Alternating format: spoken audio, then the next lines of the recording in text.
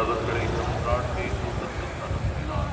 இன்று காலை 9 மணி கன்னியாகுமரி காலை புதன்கிழமை காலையில் கன்னியாகுமரியில் சூரிய உதயத்தை பாருங்கள். நேர்மையான கூலியும் ஏராளமான மக்கள் சூரிய உதயத்தை பார்த்துட்டு இருக்காங்க. மீண்டும் ஏறக்குறைய கடல்ல இருந்து அடி மேலே வாரது போல் அந்த காட்சியை பாருங்க.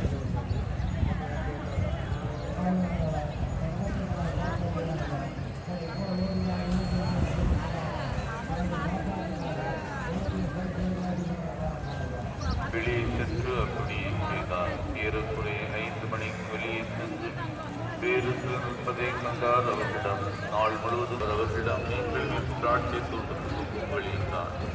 மாலை ஆனந்தம் திராட்சை தோட்டத்துக்கு பணியாளர் மேற்பார்வையாளரிடம் திருவள்ளுவர் சில விவேகானந்த பாறை வந்தவர் தொடங்கி போட்டு நிற்குது. வரை அவர்களுக்கு கூலி கொடுத்தார். எனவே 5 மணி அளவில் வந்தவர்கள் அந்த நாரின் மீதம் சென்றுள்ளனர். அப்போது முதலில் வந்தவர்கள் தங்களுக்கு அவர்களை பெற்றுக்கொண்ட போது இலக்கினாறு சென்றார்.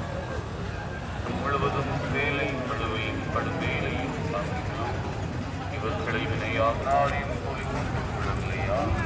ஆசிரியரை பெற்று கொண்டு கொடுத்தபடி இவளை தந்தை கொடுப்பது என்பது நான்